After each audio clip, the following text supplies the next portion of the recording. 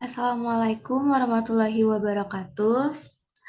Selamat pagi. Perkenalkan kami dari kelompok 3. Di sini akan mempresentasikan tentang kegawat daruratan pada trauma toraks, yang dimana dengan beranggotakan yang ada di slide. Sebelumnya, saya Dita Putri Watami selaku moderator dan rekan-rekan saya di sini ada Kakak Abdurrahman, Devita Ika, Anggraini Afrida, Kristina, Umi Masyito, Kairunisa, Bunga Patika, Cici Maisi, Eva Putri, dan saya sendiri Devi Oktavia dan Dewi Sekar. Baik, langsung saja. Di sini ada pendahuluan yang dimana trauma dada ini adalah luka atau cedera yang mengenai rongga dada atau dapat menyebabkan kerusakan dinding dada atau isi rongga dada yang disebabkan oleh benda tajam atau benda tumpul dan dapat menyebabkan terjadinya kondisi kegawat secara akut. Dan pada trauma dada ini diklasifikasikan dengan trauma tumpul atau trauma tembus.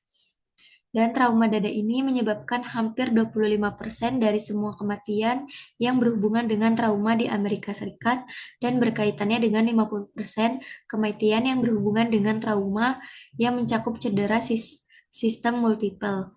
Trauma dada diklasifikasikan dengan tumpul atau tembus atau penetrasi.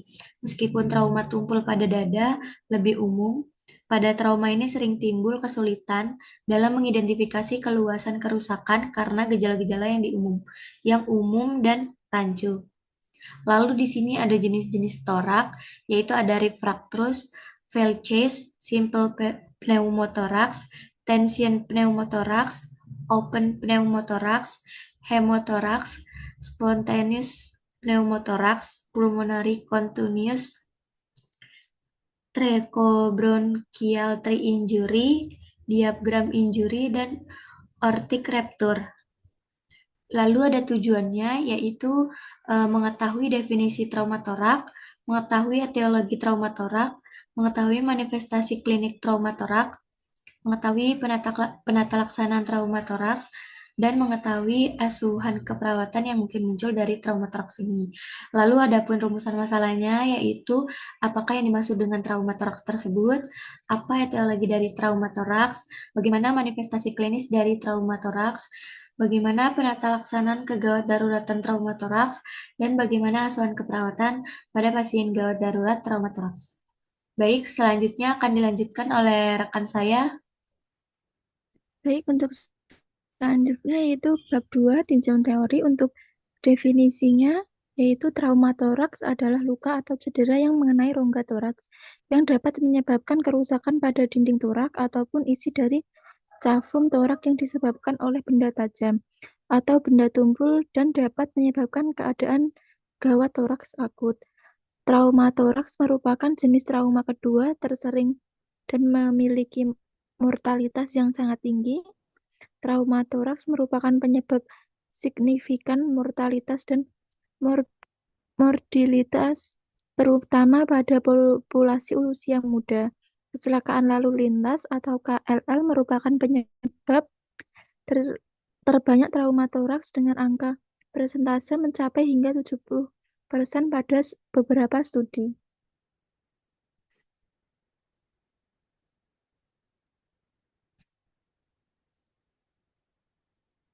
Lanjut. Untuk etiologinya, etiologi trauma toraks menurut Paci dalam Rajin et al. 2023, yang pertama ada trauma tumpul toraks. Adalah trauma yang disebabkan karena kekerasan mekanik benda tumpul, benda-benda yang mempunyai permukaan tumpul, keras, kasar seperti batu, kayu, martil, kepalan tangan, kuku, dan lain-lain, yang tidak tembus rongga tubuh dan menyebabkan trauma. Jenis trauma ini paling sering dijumpai pada kasus dengan kecelakaan lalu lintas menurut Abdul Ghaffar Pranidur 2021. Yang kedua yaitu trauma tembus toraks disebabkan oleh karena trauma tajam, trauma tembak, trauma tumpul tembus dada. Terdapat 3 kategori trauma tajam yaitu yang pertama trauma dengan kecepatan rendah, contohnya luka akibat tusukan pisau yang hanya mengenai daerah yang ditusuk.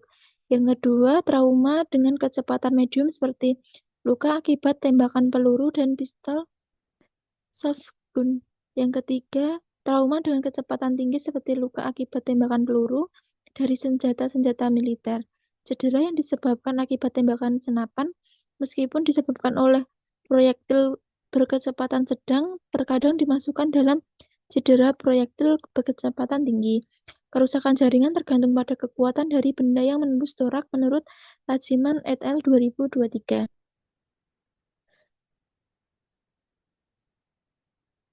Untuk selanjutnya yaitu manifestasi klinis. Yang pertama ada tamponade jantung, ada trauma tajam di daerah perciradium atau yang diperkirakan menembus jantung, gelisah, pucat keringat dingin, peningkatan TVJ atau tekanan vena jugularis, pekak jantung melebar, bunyi jantung melemah, terdapat tanda-tanda pardoviksal pulse pressure, ECG atau terdapat low voltage seluruh lead.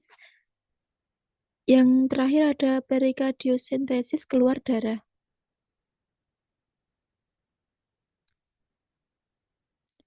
Yang manifestasi klinis yang kedua ada hematoraks. Pada WSD terdapat darah yang keluar cukup banyak, gangguan pernafasan. Yang ketiga ada pneumotoraks, yaitu nyeri dada mendadak dan sesak nafas, gagal pernafasan dan dengan sianosis. Kemudian ada kolaps sirkulasi. Yang terakhir ada dada atau sisi yang terkena lebih resonan saat diperkusi dan suara nafas yang terdengar sama sekali pada konsultasi dengar menurut Regimen et al. 2023.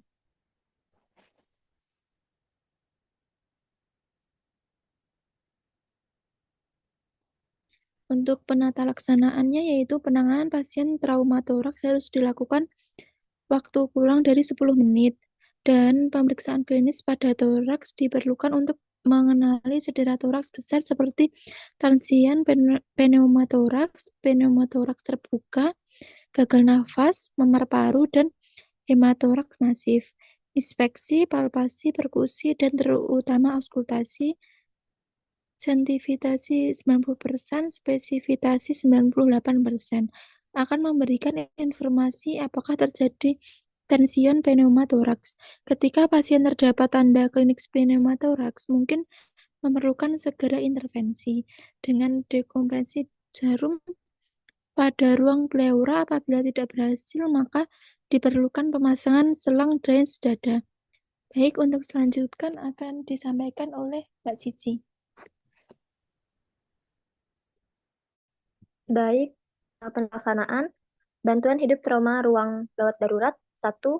Evaluasi awal dimulai dengan primary survey, yaitu dilakukan pada trauma yang mengancam jiwa. Pertolongan ini dimulai dengan menggunakan teknik ABCDE, airway, breathing, circulation, disability, exposure. 2. Secondary survey adalah pemeriksaan komplit dari kepala sampai kaki, head to toe examination, yang dilakukan pada pasien dengan hemodinamik yang stabil. 3. Torakostomi, tub penanganan pasien yang mengalami hematoraks dan pneumotoraks adalah dengan pemasangan trokastomi tub. Sebelum pemasangan trokastomi tub diperlukan pemeriksaan ronsen dada dan apabila diperlukan dengan pemeriksaan CT dada. Intubasi, yang keempat, intubasi pada pasien hipoventilasi dan hipoksemia yang memburuk. 5. Dekompresi jarum atau needle decompression atau disebut juga needle thoracentesis dengan cara memasukkan kateter jarum besar ke dalam ruang pleura. Penata laksanaan yang keenam, resusitasi cairan terapi. Cairan merupakan kunci dari resusitasi pasien trauma. Umumnya terjadi perubahan berupa kekurangan berkurangnya aliran darah akibat pendarahan internal maupun eksternal. Penata laksanaan Advanced Trauma Life Support merupakan pedoman ATLS melibatkan ahli bedah toraks apabila kondisi pasien trauma toraks sebagai berikut. Kehilangan darah di dada atau kurang dari 1.500 mili pada awal atau kurang dari 200 mili per jam selama 2-4 jam. Hemoptisis, emfisema subkutan masif, kebocoran udara, gambaran yang tidak pasti pada ronsen dada atau CT torak, trauma tembus dada. Penata laksanaan intigasi untuk bedah toraks segera adalah 1. Kehilangan darah kurang lebih 1.500 mili pada awalnya atau kurang dari 200 mili per jam lebih dari 2-4 jam. Kedua, kehilangan darah endobronkial memar masif dengan gangguan ventilasi mekanisme yang signifikan. 3. Cedera trakeo, bronkial atau kebocoran udara atau hemotoraks. 4. Cedera jantung atau pembuluh darah besar atau kehilangan darah atau tamponade prekarnial. Untuk asuhan keperawatannya akan dibacakan oleh Dewi Sekar. Untuk asuhan keperawatan, yang pertama yaitu gangguan pertukaran gas berhubungan dengan ketidakseimbangan ventilasi perfusi. Untuk SLKI-nya, pertukaran gas setelah dilakukan tindakan keperawatan selama 3 kali 24 jam, pertukaran gas meningkat dengan kriteria hasil 1. Dipsno menurun, 2. Bunyi napas tambahan menurun, 3. Takikardi menurun, 4. PCO2-nya membaik, yang kelima PO2-nya membaik, yang keenam pH arteri membaik, yang ketujuh pola napas membaik. Untuk psikinya, pemantauan respirasi. Untuk observasinya, yang pertama memonitor frekuensi irama, kedalaman, dan upaya napas. Yang kedua, monitor pola napas. Yang ketiga, memonitor adanya sumbatan jalan napas. Yang keempat, palpasi kesimetrisan ekspansi paru. Yang kelima, auskultasi bunyi napas. Yang keenam, monitor hasil X-ray toraks. Untuk terapeutiknya, atur interval pemantauan respirasi sesuai kondisi pasien, dokumentasi hasil pemantauan. Untuk edukasinya,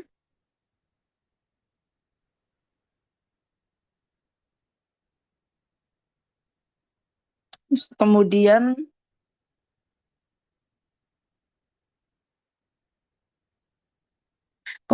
lanjut untuk yang diagnosa kedua, yaitu pola napas tidak efektif berhubungan dengan pusat pernapasan. Dengan SLKI-nya, pola napas setelah dilakukan tindakan keperawatan selama 3 kali 24 jam, pola napas membaik dengan kriteria hasil 1. Dipsno menurun, 2. Otopnea menurun, 3. Frekuensi napas membaik, 4. eksklusi dada membaik, 5. Kapasitas vital membaik, 6. Diameter toraks anterior posterior membaik, yang ketujuh tekanan ekspirasi membaik, yang kedelapan tekanan inspirasi membaik. Untuk psikinya, manajemen jalan napas dengan observasinya yaitu 1. Memonitor pola napas seperti frekuensi, kedalaman, usaha napas. Kemudian yang kedua, memonitor bunyi napas. Untuk terapeutiknya, yang pertama mempertahankan jalan napas hit rate dan jet lift atau dengan jauh terus jika curiga trauma servikal. Yang kedua, posisikan semi-Fowler atau Fowler. Yang ketiga, lakukan fisioterapi dada. Yang keempat, lakukan hiperoksigenasi sebelum penghisapan endotrakeal. Yang kelima, berikan oksigen. Untuk edukasinya, anjurkan asupan cairan 2000 ml per hari. Untuk kolaborasinya, yaitu kolaborasi pemberian bronkodiator ekspontoran multilitik. Untuk diagnosa yang ketiga, yaitu bersihan jalan napas tidak efektif berhubungan dengan spasme jalan napas. Untuk SLKI-nya, bersihan jalan napas setelah dilakukan tindakan keperawatan 3 kali 24 jam, bersihan jalan napas membaik dengan kriteria hasil. Yang pertama, batuk efektif meningkat. Yang kedua, wheezing meningkat. Yang ketiga, gelisah menurun. Yang keempat, frekuensi napas membaik.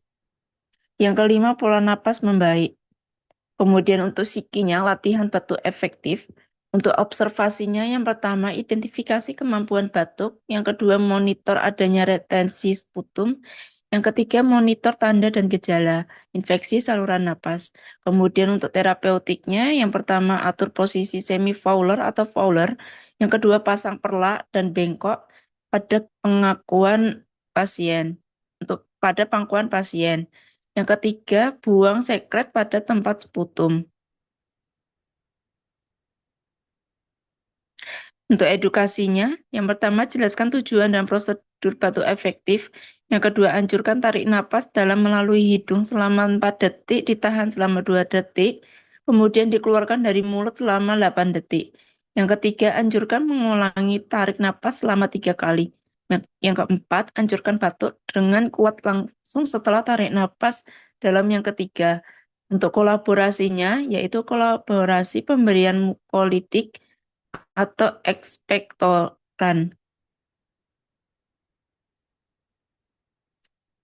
Kemudian untuk kesimpulan dan saran, kesimpulannya yaitu traumatoraks adalah cedera pada rongga dada yang dapat mengakibatkan kerusakan pada dinding dada atau organ dalam toraks yang dapat disebabkan oleh benda tajam atau tumpul. Trauma ini terbagi menjadi 2 kategori utama, yaitu trauma tumpul dan trauma tembus. Trauma tumpul biasanya terjadi akibat kecelakaan lalu lintas, sementara trauma tembus dapat disebabkan oleh benda tajam atau tembakan.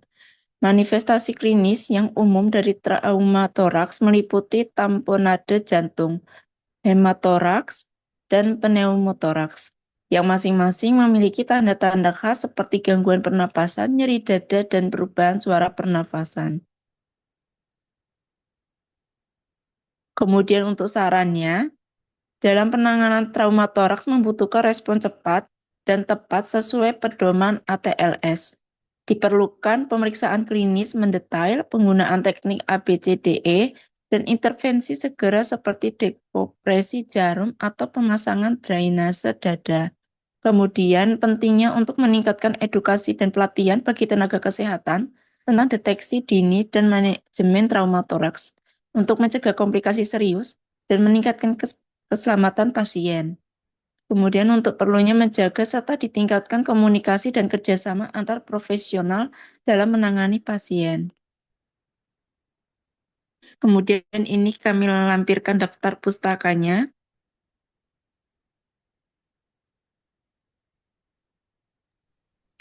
Baik, selanjutnya saya Baik. serahkan kembali dengan moderator. Baik, terima kasih. Mungkin itu saja yang bisa kelompok kami sampaikan. Kurang lebihnya mohon maaf. Apabila teman-teman ada yang ingin ditanyakan, bisa tulis di kolom komentar. Kami akhiri. Wassalamualaikum warahmatullahi wabarakatuh.